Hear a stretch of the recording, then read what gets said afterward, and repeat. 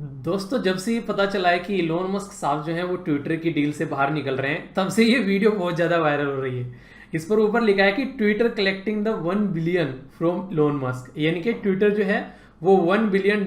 Collect कर रहा है इलोन मस्क से। और यहाँ पर जो ये पैर पकड़ा हुआ है, ये चिंपैंजी, ये इलोन मस्क के पैर पकड़ा हुआ है। यानी कि ट्विटर जो है वो है चिंपैंजी और इलोन मस्क है ये इंसान, और ये अपने 1 बिलियन यहाँ से इससे कलेक्ट कर रहा है। अब आप लोगों के माइंड में ये आ रहा होगा ये 1 बिलियन आखिर है क्या, आखिर ये 1 बिलियन क्यों न्यूज में आ रहे हैं और इसके बारे में पूरा मुद्दा क्या है।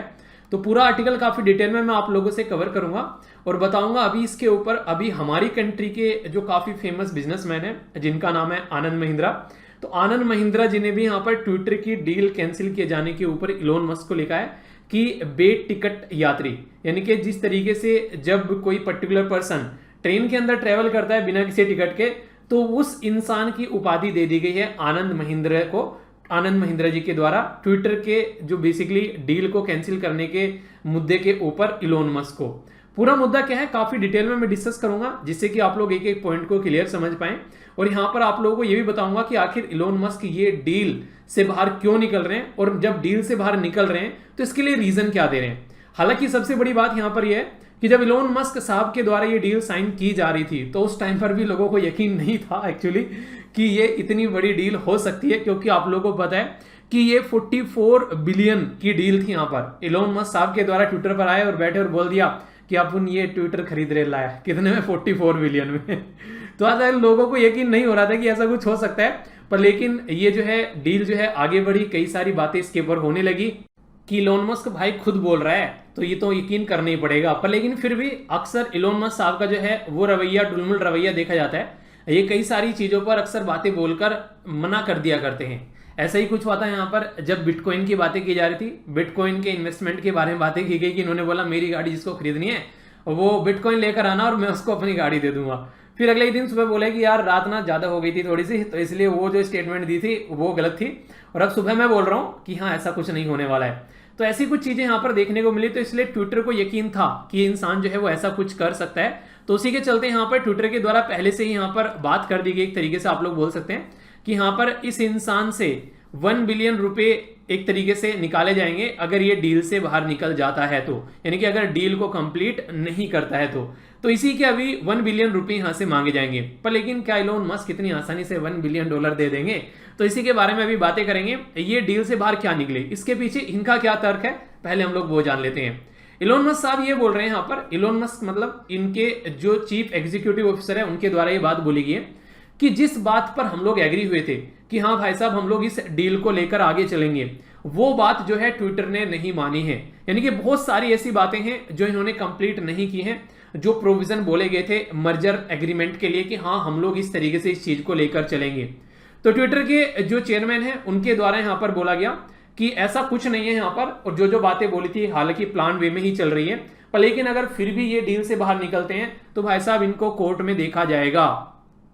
और ट्विटर का जो बोर्ड है उसने तो यहां तक कह दिया कि जिस बात पर जो मस्क साहब ने यहां पर बोला था अपनी टर्म एंड कंडीशन पर, उसी के बेस पर यहां पर ये डील जो है वो आगे बढ़ने वाली है। अब ये डील किस तरीके से आगे बढ़ेगी, कोई ऐसा लग तो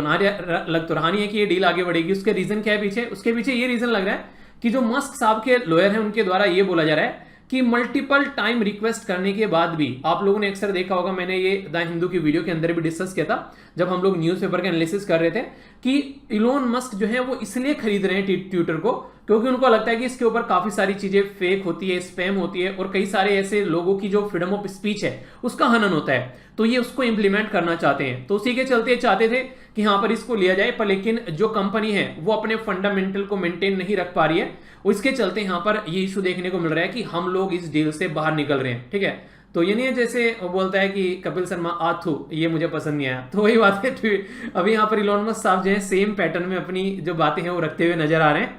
और इसी के साथ में मस्क साहब की साइड से कई और बातें बोली जा रही हैं कि एक तरीके से झूठी बातें बोली जा रही हैं, मिसलीडिंग रिप्रेजेंटेशन आ रही है इनकी साइड से निकलकर, जो एग्रीमेंट के हिसाब से कुछ भी यहां पर होता हुआ नजर नहीं आ रहा है। और यहां तक आरोप लगा दिया गया है मस्क साहब की साइड से कि जो हाई लेवल के एग्जीक्यूटिव थे यहां पर कंपनी के अंदर, 1/3 जो थे यहां पर बेसिकली कंपनी के अंदर, उनको क्या किया है अभी यहां पर, उनको जो है फायर कर दिया गया है। यानी एक तरीके से कंपनी की जो परफॉर्मेंस को मेंटेन रखने वाले लोग हैं उनको निकाल दिया गया है। ऐसा यहां पर अभी इलोन मस्क साहब के द्वारा आरोप लगाया जा रहा है इस पर्टिकुलर मुद्दे को लेकर, जिससे कि एग्रीमेंट का फिर से यहां पर ब्रीच हो गया है। वो ये कि जब आदमी यहां पर कोई कंपनी को चला रहे हैं तो वो एक तरीके से जानते हैं कैसे कंपनी को लेकर आगे चलना है, और अक्सर ये रहता है कि जब कोई कंपनी कोई दूसरी कंपनी को एक्वायर करती है तो वो चाहती है कि जो मैनेजमेंट यहां पर चल रहा है वही काम करता रहे। क्यों? क्योंकि वो जानते हैं कि इसको कैसे लेकर चलना है और कैसे लेकर वो अब तक यहां तक इसको आए हैं। तो इसके चलते यहां पर इसके बारे में भी यहां पर अभी इलोन मस्क के साहब के द्वारा यहां पर आरोप लगा दिया गया है ट्विटर के जो बोर्ड के ऊपर। देखिए, दोनों में से कमजोर तो कोई नहीं है। उधर ट्विटर के जो यहाँ पर बेसिकली बोर्ड मेंबर है वो भी कमजोर नहीं है, और इधर यहाँ पर इलोन मस्क साहब भी कमजोर नहीं है। तो अभी मैटर जो होगा वो कोर्ट के अंदर देखा जाएगा। उन्हें कहते हैं देखेंगे तुमको कोर्ट में, तो अभी यहाँ पर कोर्ट में देखा जाएंगे। और कोर्ट का भी अक्सर यहाँ पर लोगों को पता ही है क्या होता है कि ऐसा मैटर अगर कोई होता है तो वहां पर बोल देता है कोर्ट भी कि भाई साहब मैं क्या ही करूं यार इसमें, ठीक है, तुम दोनों समझदार आदमी हो यार, बैठकर रीनेगोशिएट कर लो। तो यहां पर बोला ही जा रहा है कि देखने को यह मिलेगा कि रीनेगोशिएशन वाली बात यहां पर निकल कर आ सकती है, और जिसके मैक्सिमम चांसेस यहां पर लगाए जा रहे हैं कि रीनेगोशिएशन वाली बात यहां पर देखने को मिलेगी अगर इस मुद्दे के बारे में हम लोग बातें करें तो। एक और काफी बड़ा मुद्दा जो यहां पर निकल कर आ रहा है वो ये है कि जब 25 अप्रैल को मस्क साहब के द्वारा बोला गया कि वो ट्विटर को खरीदेंगे, बहुत सारे इन्वेस्टर जो है वो उस टाइम पर ही यहां पर एक एक्सपेक्टेशन लगा रहे थे कि यहां पर ये जो डील है ये पूरी नहीं होगी, और उस टाइम पर ट्विटर के जो शेयर हैं वो काफी नीचे आ गए थे यहां पर। यानी कि कहने का मतलब ये कि ट्विटर को काफी नुकसान हुआ। जो यहां पर इनका रवैया था इलोन मस्क का, कभी कुछ बोल दिया आकर, कभी कुछ बोल दिया सोशल मीडिया हैंडल पर, तो इसके चलते बहुत ज्यादा ट्विटर को नुकसान हुआ है। तो कहने का मतलब यहां पर यह कि जो ट्विटर को नुकसान हुआ है उसकी भरपाई जो है वो यहां पर मस्क साहब को करनी पड़ेगी, ऐसी भी यहां पर बातें निकल कर आ रही है। क्योंकि डील जो यहां पर अभी देखने को मिल रही है, जो इस डील की वजह से जो भी यहां पर ट्विटर को नुकसान हो रहा है उसी की भरपाई एक तो यहां पर इसके चलते की जाएगी कि $1 बिलियन जो है यहां पर वो पे करने हैं, क्योंकि कहीं ना कहीं जो डील का पार्ट भी थे कि अगर ऐसा कोई हरकत करते हैं इलोन मस्क साहब तो यहां पर उनको ये पे करना है।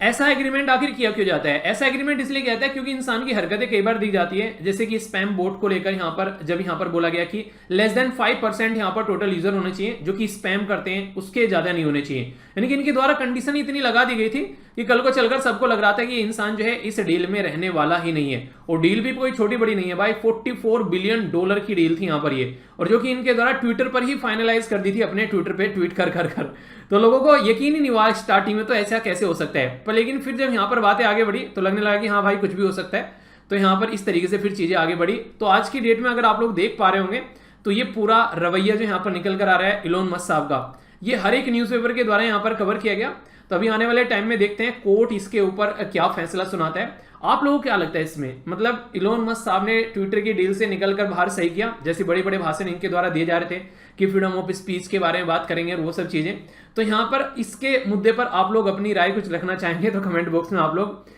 सभ्य भारतीय नागरिक होने के नाते अपनी राय रख सकते हैं, जिससे कि कुछ कंस्ट्रक्टिव एक क्रिटिसिज्म निकल कर आए, जो कि नॉर्मली आप लोगों ने देखा होगा यूपीएससी में आंसर भी एक बोला जाता है कि कंस्ट्रक्टिव क्रिटिसिज्म होना चाहिए, यानी कि सजेशन होना चाहिए क्रिटिसिज्म के साथ साथ में। तो वो वाली बात आप लोग कमेंट बॉक्स में लिख सकते हैं। तो ये है एंड दिस टॉपिक का। आई होप कि आप लोगों ने इसको अच्छे से एंजॉय किया होगा। नेक्स्ट वीडियो में मिलता हूं, तब तक के लिए बड़ों को नमस्ते, छोटों को प्यार, छोटी सी लाइफ एंजॉय करो यार। मिलता हूं नेक्स्ट वीडियो में, तब तक के लिए जय हिंद।